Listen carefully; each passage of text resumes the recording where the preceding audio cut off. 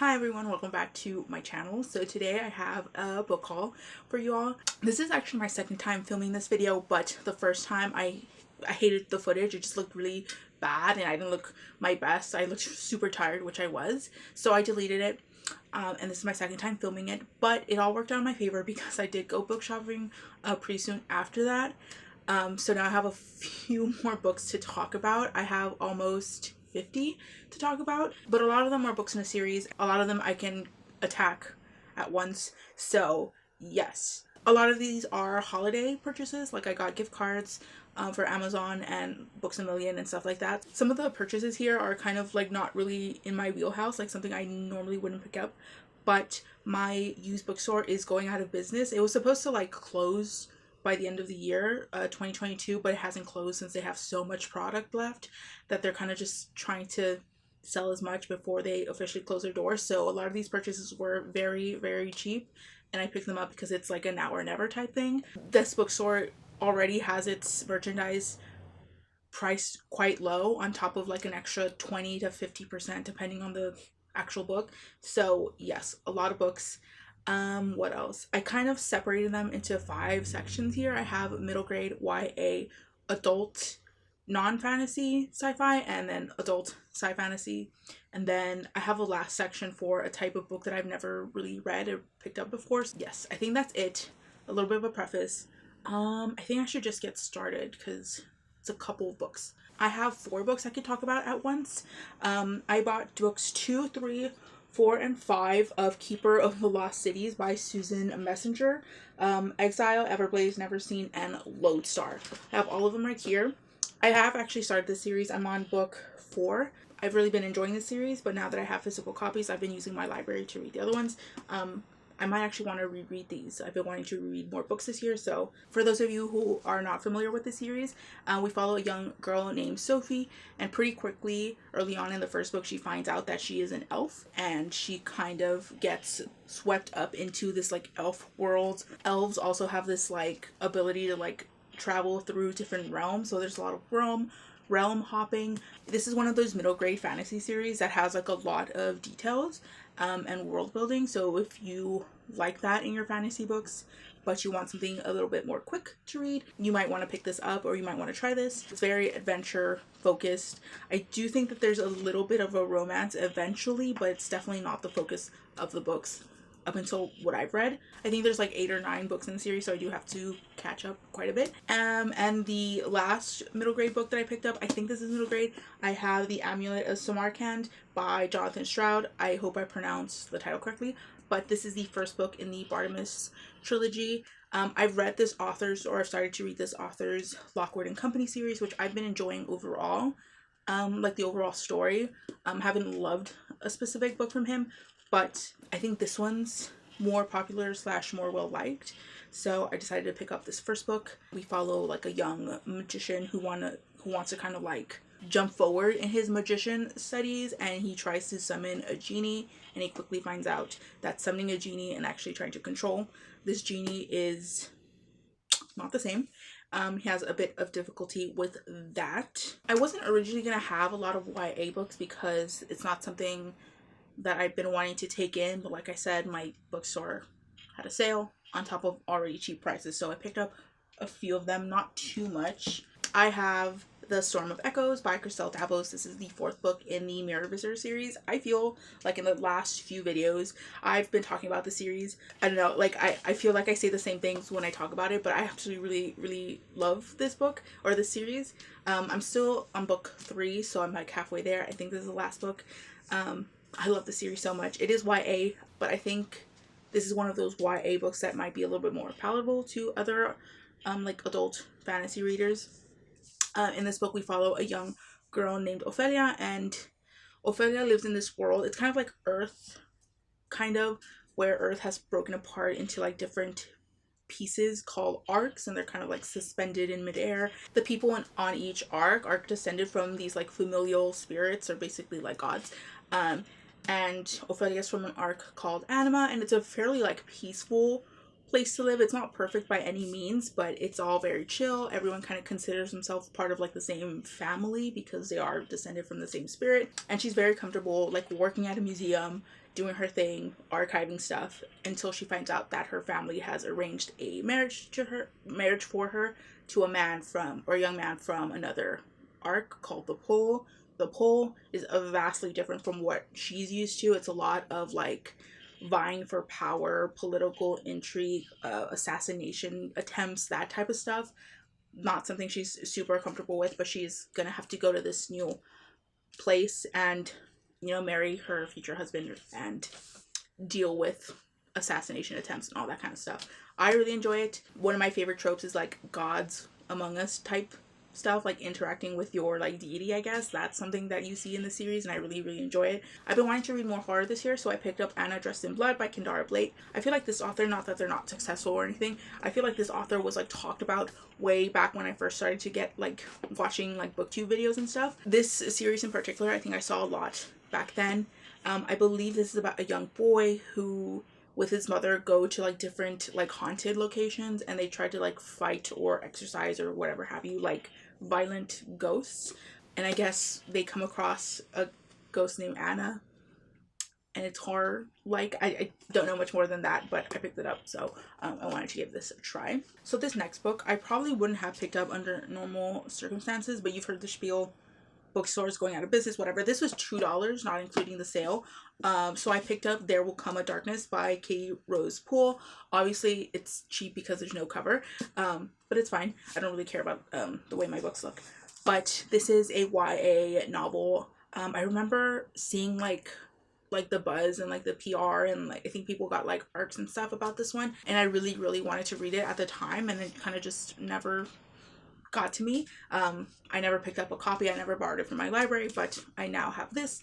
I believe this takes place in a fantasy setting where these prophets used to kind of foretell like upcoming like wars and any kind of threat to like the kingdom or the world or whatever have you, and then all these prophets went like missing, I think, and then they left a prophecy that this age of darkness will come, and you the chosen one or the destined people, I'm not so sure, are going to have to like fight this upcoming age of darkness that's coming upon them. And it's like a cast of characters. That's all I really know.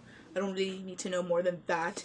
I picked up a mystery thriller book. I love YA mystery thrillers, I think, a lot more than adult. Not that there's anything like wrong with adult like mystery thrillers. I don't know, for some reason I just have so much more fun with YA one. So I picked up Hysteria by Megan Miranda. I've read a few of her books before. I read some really good like YA stuff from her, really good adult stuff from her as well. In this book we follow a young woman named Mallory who's killed her boyfriend. Circumstances we don't know why. I'm assuming self-defense, but again the details are like not really there, and so her parents send her off to like some boarding school to like kind of get away from it all. And someone at the school like knows what happened that night, and even I think Mallory doesn't remember the details herself. I guess she has like some sort of amnesia. So this next book I've been wanting to read for quite some time. I remember hearing the plot of it and being like, wow, that sounds really interesting. Can't wait to see what the author does with it. I have Dread Nation by Justina Ireland. I believe this book is kind of like an alternate history, like post Civil War America, where after the Civil War a bunch of like dead bodies started kind of rising from the graves, like zombie style. And because it's post Civil War, I'm assuming that like slavery has been addressed in some form. Don't know exactly how, but because there's still inequality and because there's still systemic issues in the country, Black people are still going to be affected by this much more negatively than like other groups. So we'll see how the author addresses this and approaches it, but I thought it was cool. I don't read a lot of zombie books, so I thought this would be fun. I think this is also kind of a zombie-esque book, not like in this last example, but I have Reign of the Fallen by Sarah Glenn Marsh. I believe this is about necromancers, and that's all I really need to know. I read a necromancer book semi-recently, not really. It was Give the Darkness My Love, I think is what it's called, and I acknowledged while reading it that I think the big reason why I liked that book is because it's a necromancer book and I don't get to read a lot, so I was kind of like biased because it was something new for me. So I have another necromancer book to try out. Again, don't know much more than this. I believe we follow a necromancer whose job it is to lay spirits to rest.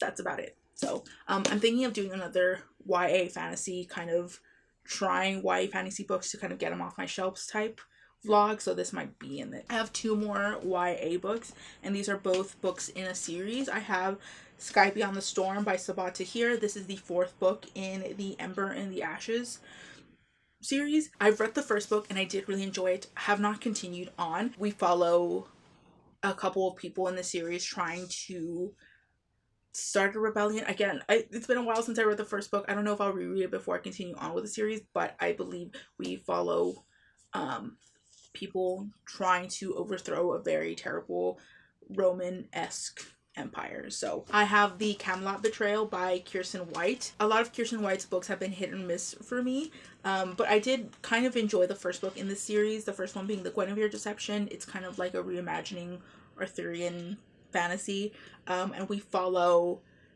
a woman who kind of takes the place of Guinevere. She's kind of like a changeling, I guess, and I really enjoyed the first book. I thought it was fun. It is very YA and tropey, and the writing is like kind of young, but I enjoyed it, so I picked up the second book. So that's it for YA. We can do adult non sci-fi fantasy next. I have two books that I can talk about at once. I have Horror Store by Grady Hendrix and We Sold Our Souls by Grady Hendrix. I've read his My Best Friend's Exorcism and I really enjoyed that. And I started listening to the vampire one, but I put that one to the side because it was just an audiobook and I really wanted to physically read it. But like I said before, I want to read more horror. This is a very approachable horror author. I believe Horror Store is about like a haunted IKEA. It's supposed to be very comedic and there's like images in here as well. So I think this will be a fun read.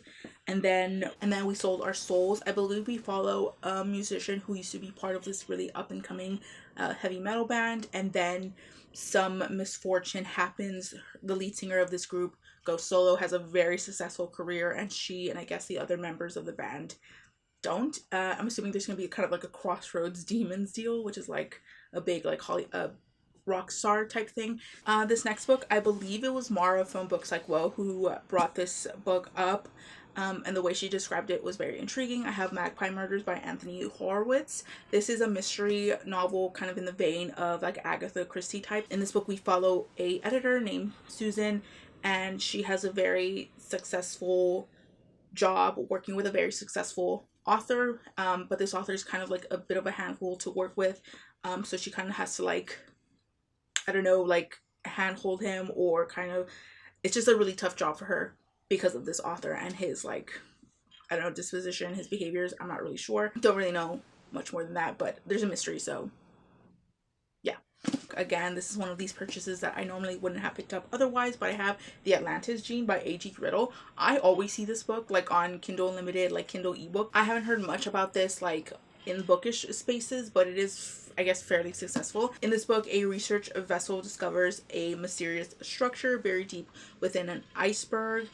There's some sort of extinction level threat, and in this book I guess we follow a few characters trying to stop this kind of catastrophic event from happening. I don't know how this is all tied together, but it's sci-fi. Wait, I probably should have put this in the sci-fi fantasy section, but I already talked about it, so yeah.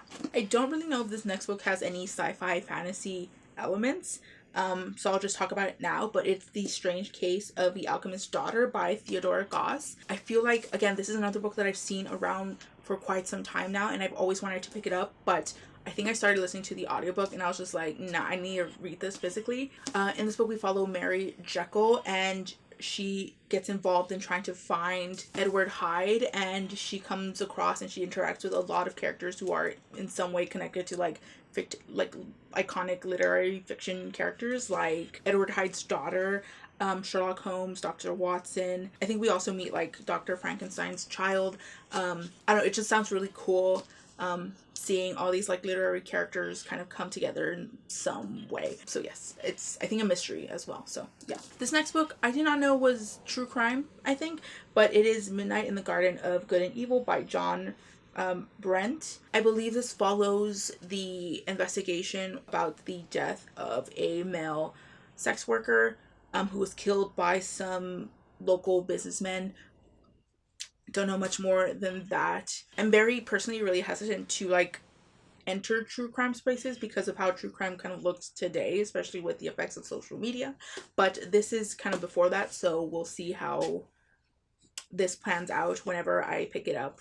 I thought the cover looked cool. Did not know it was kind of true crime. So these next two books kind of serve the same purpose for me. I have Women in Power by Mary Beard and A Vindication of the Rights of Women by Mary Wollstonecraft. I kind of have these just for reference. That's kind of why I picked them up. Mary Beard is a historian and she's talking about misogyny from a historical perspective. And I think these are like, this is an essay or essays. And then A Vindication of the Rights of Women, a pretty iconic piece of work when it comes to like feminism.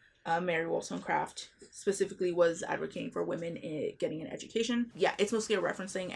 I don't know exactly when I'll pick them up, but I saw them and I thought it'd be nice to have them. Okay, the next section is kind of big. It is the adult fantasy section, so I can knock out 5 books right here right now, so let me get those. I got the first 5 books in the Green Rider series by Kristen Britton. I'm gonna put them down so I don't drop them, but with my Christmas money I got Green Rider, the first book, in mass market paperback. I wanted to try it out, see what what it was about, and then when I went to my used bookstore I found all those books at an incredibly cheap price, so I picked them up. They're hardcovers, they're huge. I think one's a paperback, but they're the big hardcover fantasy adult, very, very, very cheap. So I picked up the first 5. I normally wouldn't have done that if I didn't already know if I like the series or not, but might as well, now or never. I believe in this book we follow a young woman named Kerrigan, and she's on this journey home because she's pretty sure she's gonna get like expelled from her school for fighting, and on this journey home she comes across a Green Rider, which are like the king's personal messengers, very talented group of people, and she comes across him. He's like impaled by arrows and he tells her to deliver a message to the king personally. Don't stop, whatever you do, do not read the message yourself, that kind of thing. So she goes on her journey, and that's all I know. Hopefully I like the series because I got the first 5 books. I have some books in the series and I think I can talk about them pretty quickly. I have 10,000 Stitches and Long Shadow by Olivia Atwater. She is the author of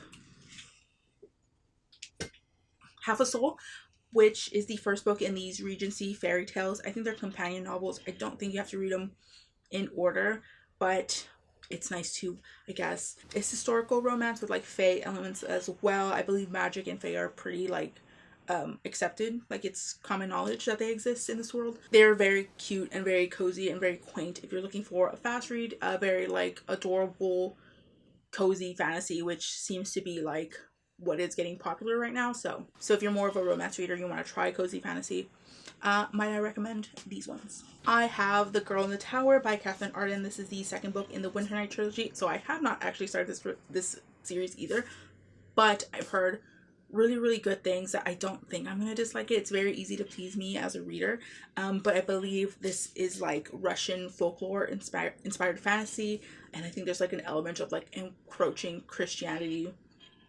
I don't know much more than that, so I might actually get to the series sooner because it's still kind of wintry. I'm from South Texas, so it's not like freezing cold, but I should probably get to this. And I have books 2 and 3 in the First Law trilogy by Joe Abercrombie. I have Before They Are Hanged and Last Argument of Kings. I read the first book, what's it called, The Blade itself, and I really did enjoy it. It felt like a really long prologue. That's not shade or anything, but it was a lot of exposition setting up the story, which I don't mind personally. I love a slow fantasy, and it was a little bit slow, and I think that's where a majority of the critiques might come from. I really enjoyed it though. I like a lot of the characters that we met, so I have books 2 and 3. It's kind of hard to explain the plot in like a concise way. It's just a lot of political stuff setting up what is to come. This next author I've been wanting to read for a while just because I feel like I see her everywhere when it comes to like iconic or like staple authors. I'm not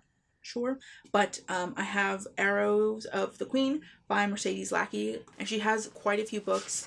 penned. So all roads pointed me to this series to start off with her. So I believe we follow a young woman named Talia who is a trainee for the Queen's elite guard, and I think she kind of comes across this assassination plot, or this plot to overthrow the Queen.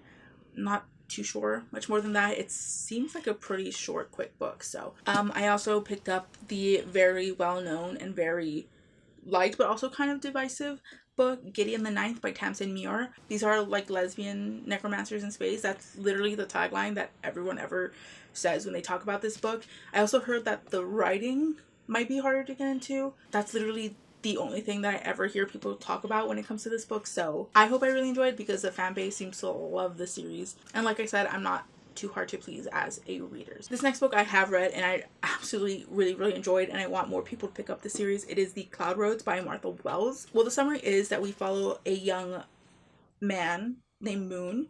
Not this world doesn't have like people like humans.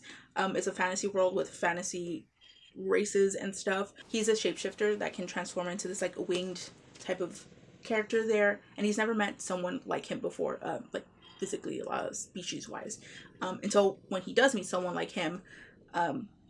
This man that he meets is like, I can take you to people who are like us, you can join my community, there are strings attached, and he doesn't know that initially. I guess the entire series will follow the adventures of him in this tribe. I really need to read more fantasy without like human type people. Also, the author is, I believe, an anthropologist as well, and anthropologists write some of the best fantasy in my opinion. I say that only having read like a handful of other anthropologist fantasy authors, but I mentioned briefly that cozy fantasy is getting more and more popular, so I picked up like the king of cozy fantasies at the moment, and that is Legends and Lattes by Travis Baldree.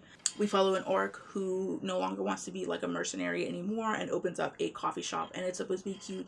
Not much of a plot. I believe that there's a little bit of a sapphic romance as well, but I'm here for cozy, comfortable, like make me feel good vibes, and I guess this book delivers that. Hopefully. I picked up this book not really knowing much about it.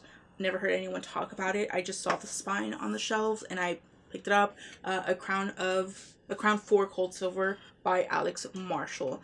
I believe in this book we follow a person who used to lead some sort of mercenary army, had a lot of successful wars or battles under her belt, and then she goes into retirement, and then something brings her out of retirement. I guess she maybe has to get the band back together and like confront this new enemy. This is the last section.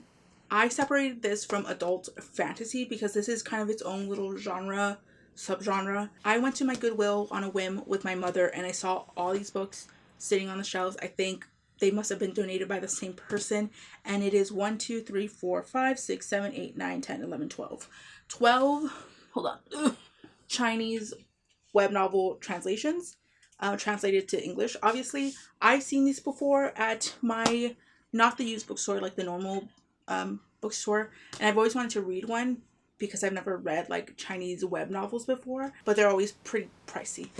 But these were all less than $5 at my Goodwill, so I picked up all of them. Hopefully I'll like some of them whenever I get the chance to read them. I think I have books 1 through 4 in The Scum Villains Self-Saving System by Mo Shang Tong Shu. Excuse me for the pronunciation. I'm sure I sound super bad pronouncing that. I got books 1 through 4 of Grandmaster of Demonic Cultivation by Mo Shang Tong Shu. I got volumes 1 through 3 of Heaven Official's Blessing. The covers of these are like absolutely stunning, which is why I'm always like drawn to them. And then I have the first volume of The Husky and His White Cat Shizun. What I did not know about these books before I picked them up is that while they're all, yes, of course, like Chinese web novel English translations, these are all also like male romances as well. I think the term is like boy love, even though I don't actually think they're like minors. I could be wrong.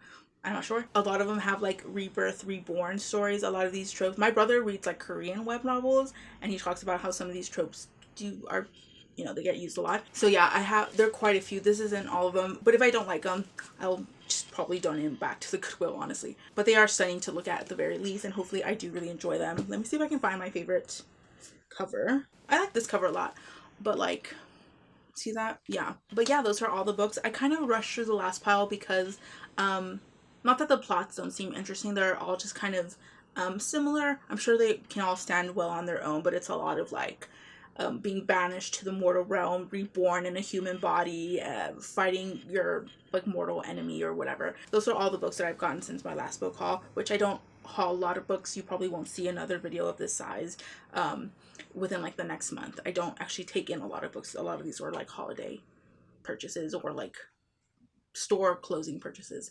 But yes, feel free to talk to me down below in the comments about anything that I've talked about. Have you read any of these books? Do you want to read any of these books? I'd like to hear anything you have to say down below. I will also link my social medias down below, as well as some far more important links. Feel free to like, dislike, comment, or subscribe, or do neither. It's all cool with me. Thank you so much for watching, and I will see you in the next one. Peace out.